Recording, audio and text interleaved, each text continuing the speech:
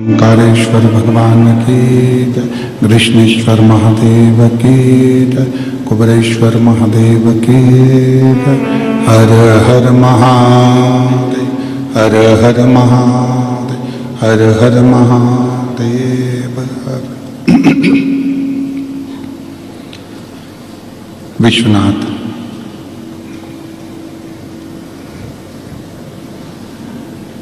भगवान शिव ओगरदानी त्रिकालदर्शी कैलाशी अविनाशी भगवान शिव की ये पवित्र भूमि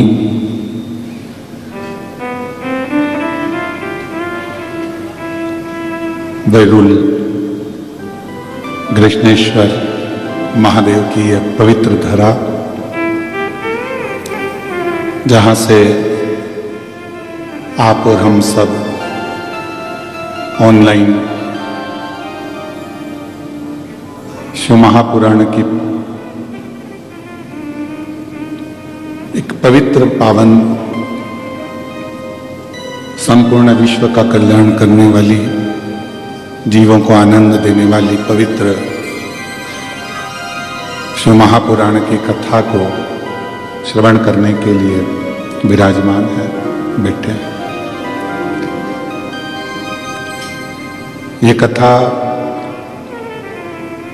ऑनलाइन तो सीहोर से होने वाली थी, पर हितेश जी बोले कि गुरुजी जब आप सीहोर से ही ऑनलाइन कर रहे हो तो कथा छत्रपति संभाजी नगर में करो। फिर हमने कहा छत्रपति संभाजी नगर में तो नहीं, फिर अगर ऑनलाइन करें तो कृष्णेश्वर बाबा के दरवाजे से करें, जिससे सारा विश्व इस पितृपक्ष में इस पवित्र कथा को कृष्णेश्वर बाबा के चरणों से श्रवण कर कर अपने जीवन को आनंद पाए और 12वें ज्योतिर्लिंग का इस पवित्र अवसर पितृपक्ष में जो कथा श्रवण करे। जैसे कृष्णेश्वर बाबा ने घुष्मा के बेटे को जीवित किया, सुधर्म नाम के ब्राह्मण का कल्याण किया, उसी तरह जितने भी शिव भक्त इस पवित्र कथा को कृष्णेश्वर की पवित्र धरा से ऑनलाइन श्रवण करें अपने अपने घरों में बैठकर, तो सबका कल्याण इस पितृपक्ष में हो, तो सबके भंडार बाबा हो। तो ये पवित्र कथा कृष्णेश्वर महादेव की पवित्र भूमि से हो रही है और ऑनलाइन चल रही है। इस कथा में किसी को आना नहीं है, सबको अपने अपने घरों से कथा का लाभ लेना है। हमने हितेश नारखेड़े को कहा था कि भाई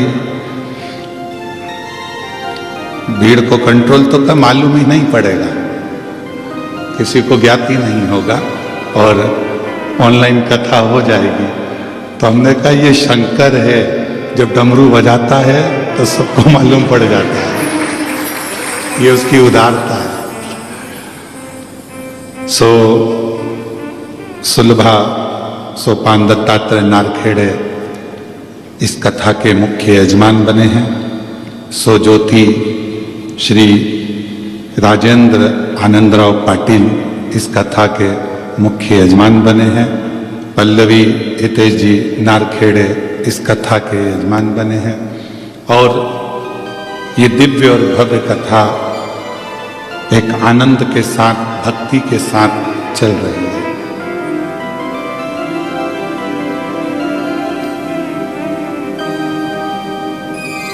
और नारखेड़े परिवार के जितने भी सदस्य हैं, बेटे हैं, बेटियां हैं, गौरव हो और भी अन्य जितने भी बेटियां हैं, दामाद हैं, और जो जो इनके भाई बंधु हैं, पाटिल परिवार के जितने भी बहन भाई बंधु, बेटियां, दामाद जो भी हैं, सभी इस कथा के यजमान हैं। और सही रूप में तो ये कथा चाहते थे कि गुरुजी कभी भी एक कथा ऑनलाइन यहाँ हो, तो मैं आपको भी धन्यवाद देता हूँ, कृष्णेश्वर प्रतिष्ठान वालों को भी, कि जो दिन रात मेहनत कर कर कथा होना थी सीहोर में, उसको लेकर आ गए कृष्णेश्वर तक और ऑनलाइन यहाँ चल रही है। पर इन सब में सबसे ज्यादा किस्मत वाले तो तुम लोग हो जो एक्स्ट्रा बैठे हुए हैं।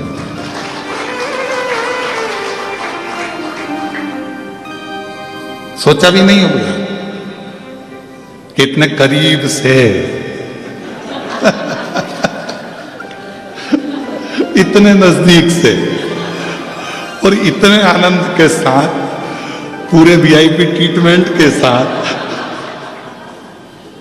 कथा श्रवण कर लेंगे। इसी को कृष्णेश्वर महादेव कहते हैं, सबको वीआईपी ट्रीटमेंट देना चालू कर देता है जो कथा श्रवण करते हैं, जो कथा सुनते हैं, श्रवण करते हैं। शिव कृपा।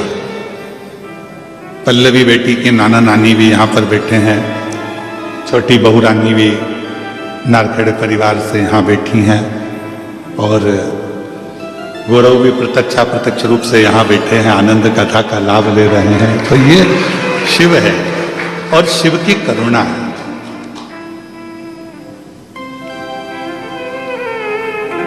अब 7 दिन की कथा आस्था चैनल पर, फेसबुक, यूट्यूब पर चलेगी। सब ये सोचकर सुनना कि पितृपक्ष की कथा हम बाबा कृष्णेश्वर नाथ की पवित्र भूमि महाराष्ट्र बेरुल से सुन रहे हैं। और जितने भी लोग कथा को श्रवण कर रहे हैं, जो पितरों के लिए सुन रहे हैं, 2 दाना चावल का हाथ में लेकर कथा को श्रवण करने के बाद अपना जो पानी का मटका है, हंडा है, परिंडा है, वो उस हंडे मटके के पास में 2 दाना चावल अपने गोत्र का बोलकर छोड़ दें। उस मटके के पास में, हंडे के पास में, पानी के मटके के पास में, क्योंकि ये पितृपक्ष की कथा। आपको मालूम होगा कि इस व्यासपीठ से बार बार चावल के दानों का, अक्षत का वर्णन किया जाता है। अक्षत एक उजला अन्न है। चावल एक उजला अन्न माना जाता है और उस अन्न का महत्व ये रहता है कि जब हम पितृपक्ष में अपने पूर्वजों के लिए, अपने पूर्वजों का स्मरण कर कर यदि शिव महापुराण की कथा को श्रवण कर रहे हैं और कथा का रसतत्व ग्रहण कर रहे हैं, तो उस कथा के रसतत्व को हम उज्जवल अन्न के साथ अपनी जिंदगी को उज्जवल करने के लिए श्रवण करें। अब ये बात तो हमने अक्षत दाने की बोली, जो आस्था चैनल पर टीवी पे कथा सुन रहे हैं उनके लिए। और तुम अगर चावल रख लोगे तो ताली कैसे बजाओगे भजन में?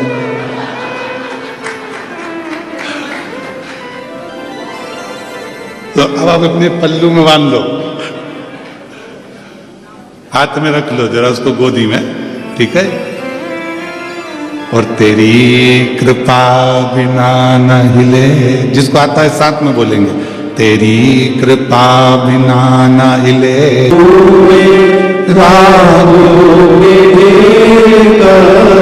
चपटी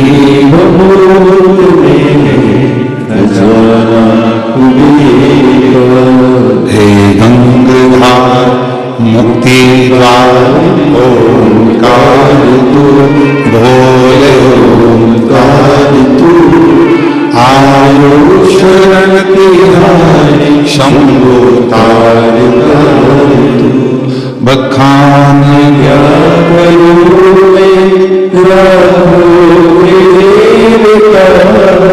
चपटी प्रभु खजाना कुबेर का, हे गंगाधार मुक्ति भोले आयो शंभो तार। शिव करुणा सागर है, शिव दया सागर है, शिव कृपा सागर है। पहले शिव महापुराण की कथा आपने और हमने बहुत श्रवण करी, सुनिए। पितृपक्ष में भी बहुत श्रवण करी, ऐसा क्या क्रम है कि पितरों के पक्ष में जब शिव महापुराण की कथा होती है, पितृ पक्ष में जब देवाधिदेव महादेव की यह पवित्र कथा होती है, तो हमारे पूर्वज, हमारे पितृ इस पवित्र कथा का लाभ लेते हैं, कथा को श्रवण करते हैं। एक बात हमने पहले भी कही, आज फिर कहते हैं, देवताओं के लोक में सबसे ज्यादा सुंदर लोक है पितृलोक।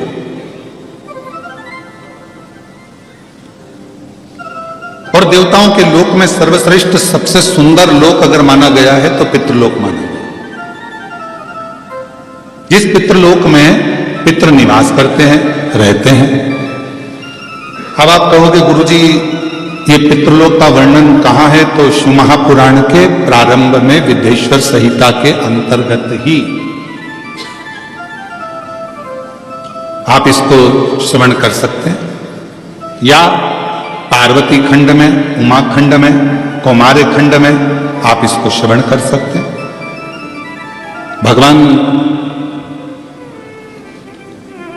पितृलोक में पितरों की 3 बेटियां हैं, मेना, धन्या और कला। ये कथा अपने को शिव महापुराण में मिलती है। और पितरों की 3 बेटियां बड़े आनंद के साथ में पितृलोक में भ्रमण कर रही।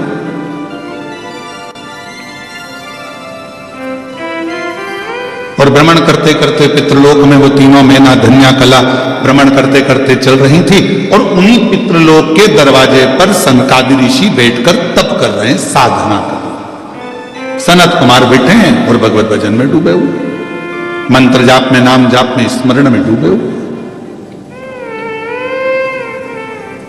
तप साधना में डूबे हुए।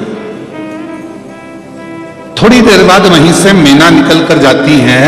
हमारा शास्त्र कहता है कि कोई दरवाजे पर बैठा हो, भोजन की थाली रखी हो, कोई संत साधु बैठा हो, कोई सन्यासी बैठा हो, कोई कथा में बैठा हो, कोई सत्संग में बैठा हो, कोई भजन में बैठा हो, या जिस आसन पर बैठकर हम भगवान की आराधना कर रहे हो, साधना कर रहे हो, उस पर अपना लात, अपना चरण, अपना पांव नहीं लगना चाहिए। जिस आसन पर बैठकर हम भजन करते हैं उस आसन को पांव से नहीं सर करना चाहिए, उस आसन को पांव से एकत्रित नहीं करना चाहिए, हिलाना नहीं चाहिए। कई लोग बैठने से पहले अपना बैठने का जो सेटिंग करते हैं तो पहले पांव से, इधर आसन है तो उसे पांव से घसाएंगे। अगर उठाना ही है तो झुककर उठाओ उसको और फिर रखो उसे।